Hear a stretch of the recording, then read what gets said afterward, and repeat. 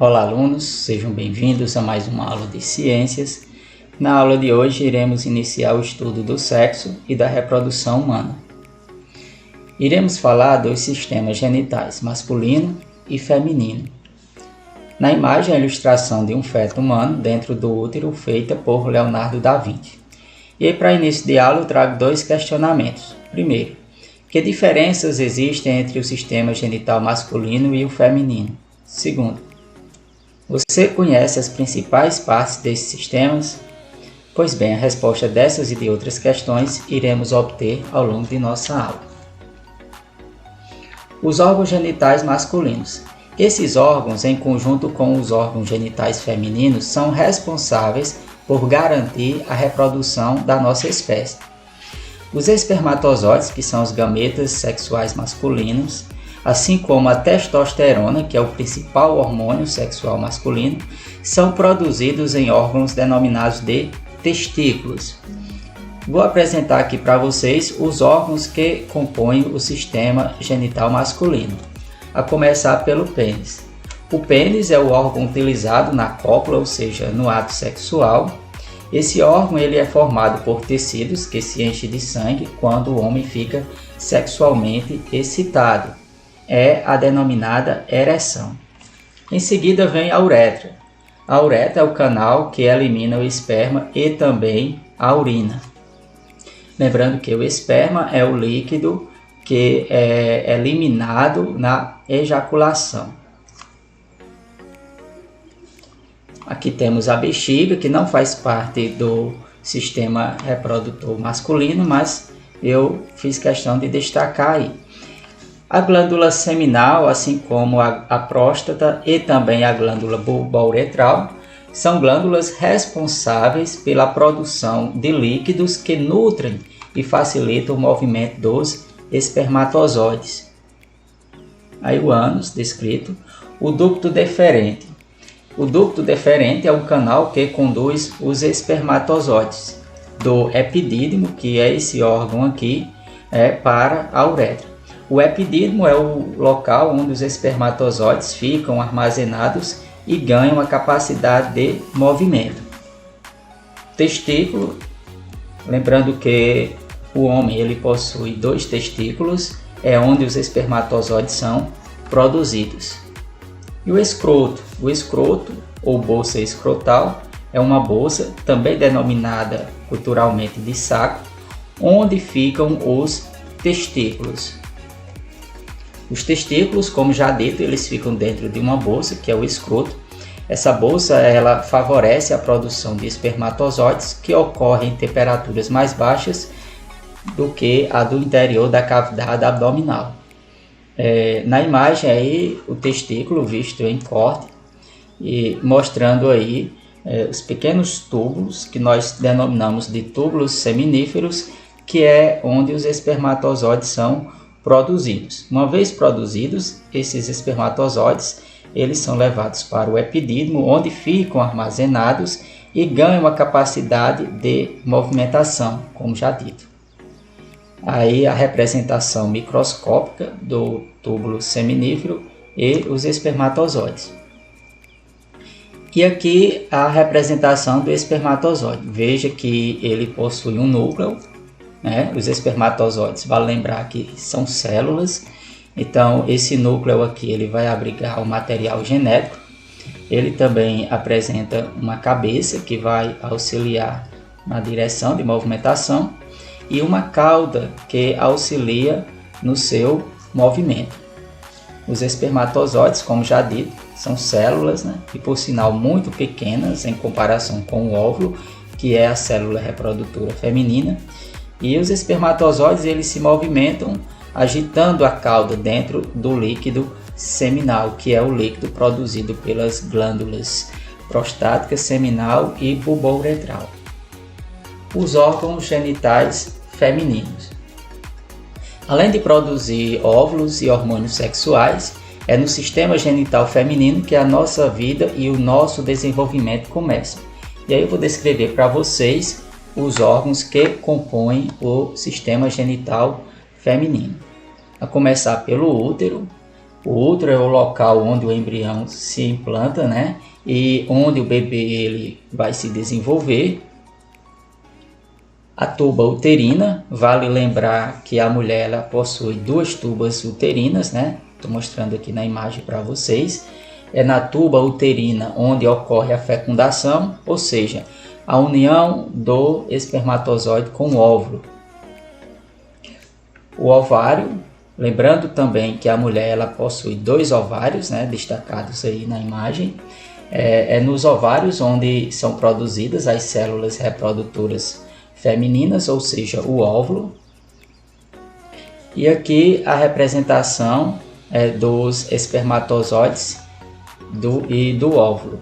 Lembrando mais uma vez que o encontro, né, do espermatozoide com o óvulo, a união dessas células reprodutoras, ela é chamada de fecundação e ocorre na tuba uterina. Estou representando aí na imagem. E aqui a representação do embrião no útero. Nessa outra imagem, a descrição é visualizada lateralmente dos órgãos que compõem o sistema genital feminino.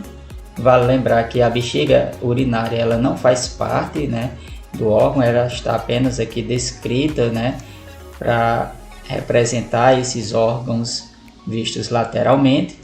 O clitóris, que é um órgão que possui terminações nervosas, que contribui para o prazer sexual da mulher.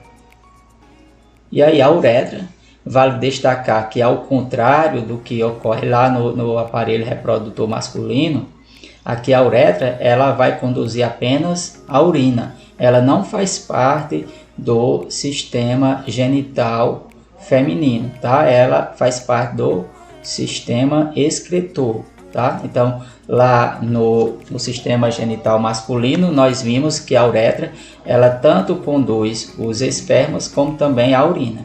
Aqui não, aqui a uretra, ela tem a única função de eliminar a urina. E aí a vagina é o canal tubular, musculoso, elástico, com cerca de 10 a 15 centímetros de comprimento. Ela atua na cópula, ou seja, é a vagina que vai receber o pênis e é na vagina que vai ocorrer a ejaculação, que é a eliminação do sêmen contendo os espermatozoides. E vale lembrar também que é pela vagina que o bebê passa durante o parto normal. O ciclo menstrual.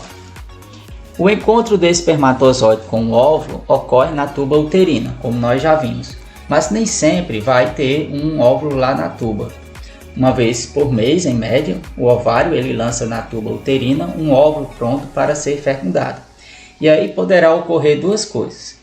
Poderá ocorrer a fecundação, que é a união do espermatozoide com o óvulo, e aí o óvulo fecundado ele vai se alojar no endométrio. O endométrio é um tecido de revestimento interno uterino que vai receber o óvulo fecundado e daí vai dar início à gravidez. Então, pode ocorrer também de não haver a fecundação, ou seja, do espermatozoide não se unir ao óvulo. Então, se não ocorrer fecundação, o endométrio, que, como já dito, é um tecido de revestimento interno uterino, ele vai se romper e uma parte dele vai ser eliminada pela vagina, é a menstruação. O óvulo ele amadurece no meio de um conjunto de células que nós chamamos de folículo. E aí vale lembrar que o momento em que o folículo ele se rompe e o óvulo é lançado na tuba uterina é chamado de ovulação. E aí eu vou representar na imagem para vocês esse processo, bem como os órgãos que estão envolvidos aí: o útero, o endométrio, a tuba uterina, o ovário, os folículos e a ovulação, assim como os espermatozoides e a fecundação.